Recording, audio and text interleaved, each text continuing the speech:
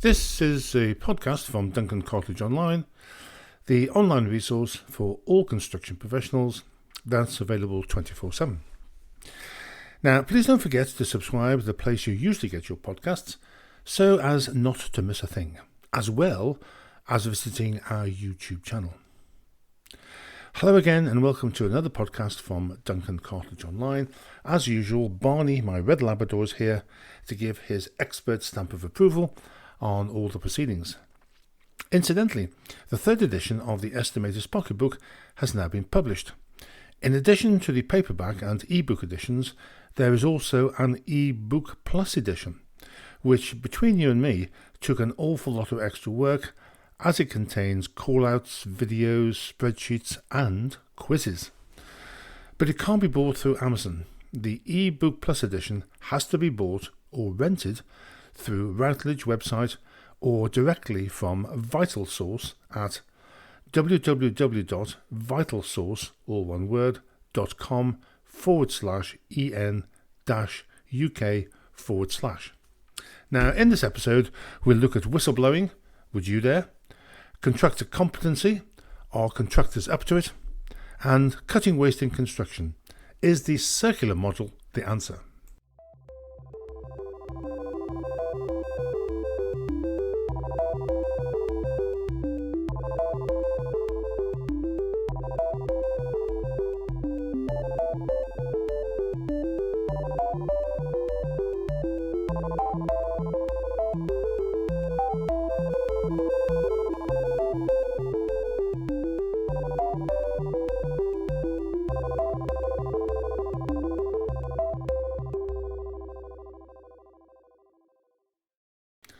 So, let's kick off by having a look at whistleblowing. Would you dare? I recently posted a blog entitled Whistleblowing, Ethical Obligation or Career Risk, which to me sums up the dilemma for many potential whistleblowers. In common with many sectors, the construction industry has a poor record when it comes to looking after whistleblowers. Look at the NHS, for example. But what exactly is whistleblowing? Whistleblowing is defined as speaking out to the media or the public on malpractice, misconduct, corruption or mismanagement witnessed in an organisation, which in construction could typically involve such things as improper, unsafe or illegal construction activities or attempts to win work by unethical means. Historically, there has been little protection for whistleblowers, and because of this, problems have often been concealed rather than being solved. A case in point is the link between asbestos and lung disease, which was clearly established as early as 1924, but actively suppressed for many years. Asbestos was a major form of fire protection used in construction.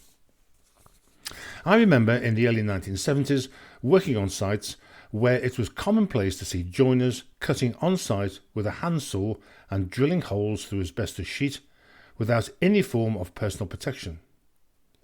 A recent survey indicates that after ship repairing, construction has the highest rate of work-related asbestosis and lung cancer, and yet it was 1993 before asbestos was finally banned from building products. The reason why asbestos continues to be used was that even now whistleblowing is not for the faint-hearted, as often whistleblowers have been the subject of victimization, threats, bullying and dismissal. There have been many cases of whistleblowers in the construction industry being blacklisted and labelled as troublemakers and never working in construction again. In May 2019, a long-running case against 7 large household name contracting companies who blacklisted 53 workers was settled, with a £1.9 million compensation agreement. The defendants also agreed to pay the legal fees. Organisations have been encouraged to establish and publicise internal whistleblowing policies, but construction still lags behind other sectors, often leaving it up to trade unions like Unite to pursue matters. Any whistleblowing policy should aim to do some or all of the following: encourage staff to feel confident in raising concerns and to question and act upon concerns about practice. Provide avenues for staff to raise those concerns and receive feedback on any action taken. Ensure staff receive a response to their concerns and how to pursue them further if they are not satisfied. And to reassure staff will be protected from possible reprisals or victimization if disclosure has been made in good faith. So, here's the million-dollar question.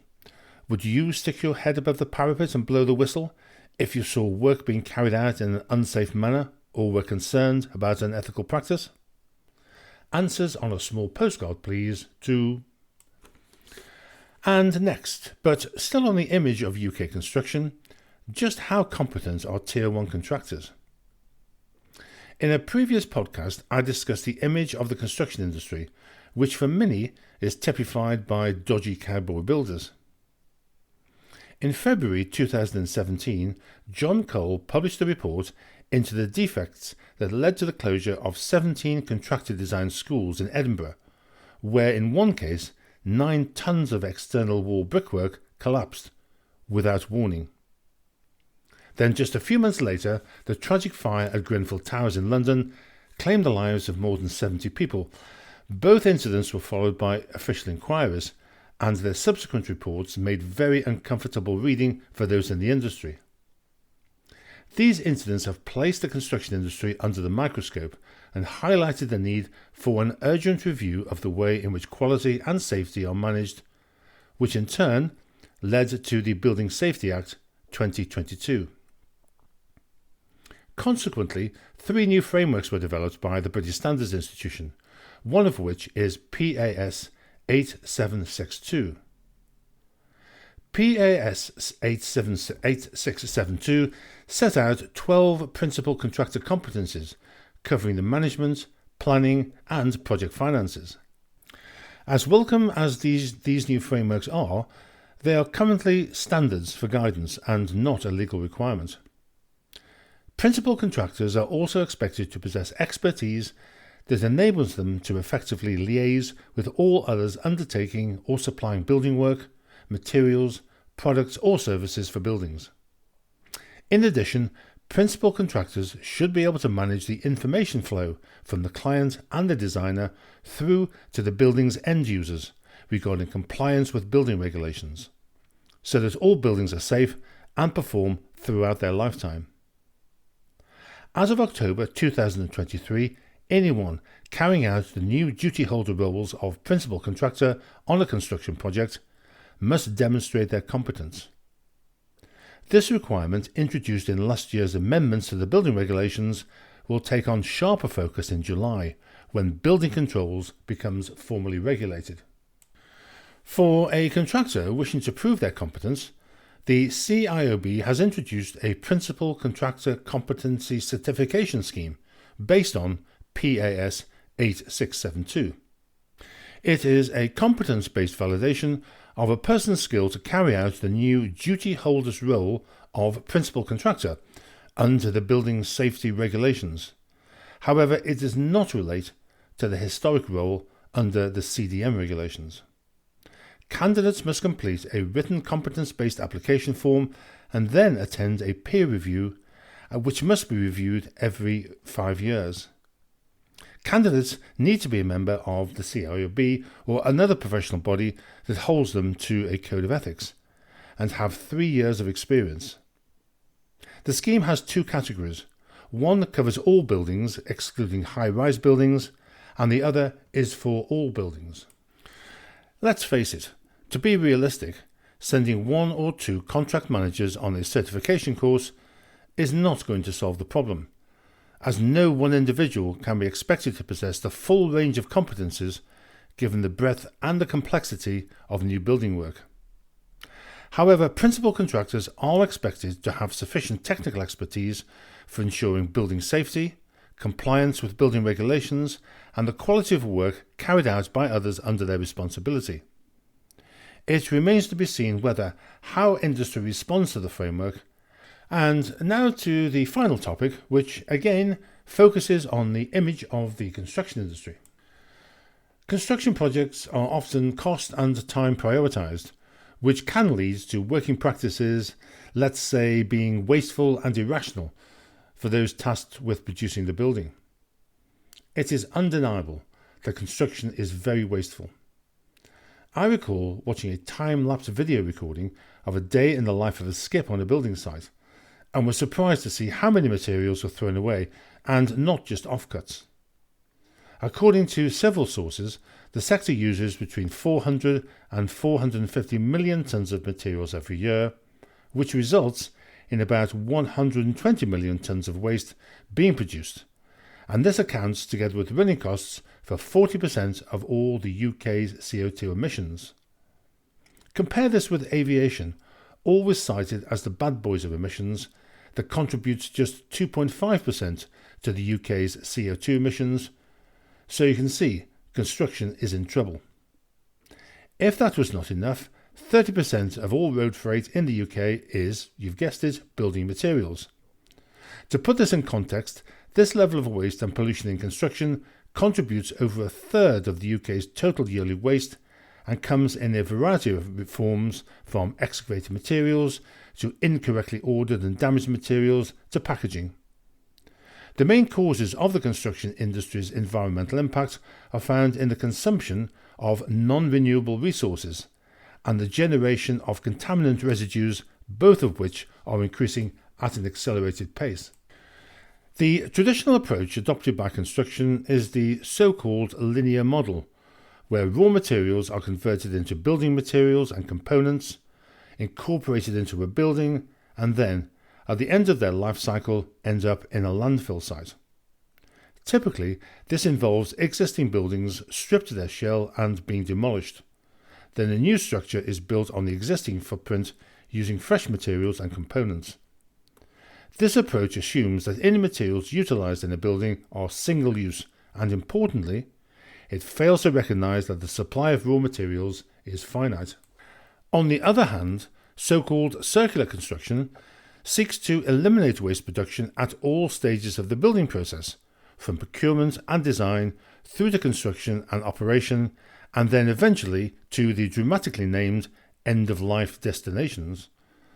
Circular construction also seeks to reduce the demand for raw materials by keeping products and materials in use for as long as possible and using recovered materials.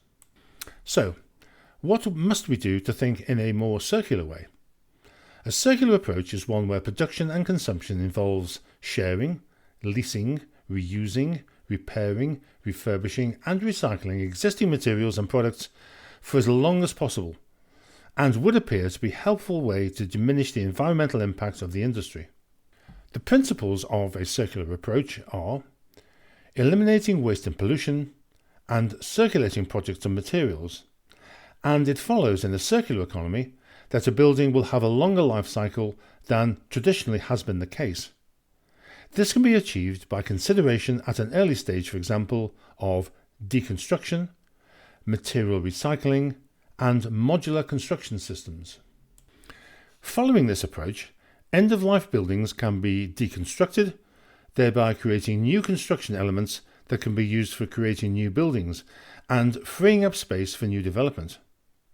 Modular construction systems can be useful for creating new buildings in the future and have the advantage of allowing easier deconstruction and reuse of components. An interesting approach is to reuse part of the whole building in the concept of building in layers, first proposed by Frank Duffy in the 1970s and then later developed by Stuart Brand 20 years later. Each of the separate yet interlinking layers is said to have a different lifespan, for example, structure, skin and surfaces. The lifespan of the various layers varies and are renewed or replaced as necessary, and therefore it becomes unnecessary to throw the baby out of the bathwater when one of the layers needs the replacement. A series of ISO standards on how to implement the circular economy has just been released. So, what's in it for construction? As with so many new initiatives, the construction industry does not readily adopt new approaches to working. However, the perceived benefits of adopting a more sustainable approach can be seen to be increased brand value, corporate image and reputation, cost savings through consideration of life cycle costs through the sustainable use of energy, water, less waste, etc., and the use of fewer raw materials. Now, as laudable as this sounds, what are the practicalities of using reclaimed or recycled materials on, say, a large-scale project? Currently, much of the reclamation industry is set up to meet the demands of small to medium-sized builders. For large projects, there is no established supply chain that can reliably supply builders with large quantities of reclaimed materials. Therefore, to undertake, say, a signature project requires large quantities of reclaimed materials, and inevitably this results in long lead-ins and perhaps the establishment of storage for reclaimed materials as they become available. In addition, as sustainability is a comparatively new topic for most construction professionals, measuring and costing green factors can present a challenge. Nevertheless, the contract documentation should include a requirement for the use of reused materials by stating, for example, that reclaimed materials should make up at least 5% of the total project materials by value, as measured against the value of all construction materials used on the project, or that reclaimed products are specified for certain elements. Well, that's all for this episode. I hope that you found it interesting. This has been a podcast from Duncan Cartlidge Online. Thank you for listening, and please don't forget to subscribe. From Barney and me, until next time, take care.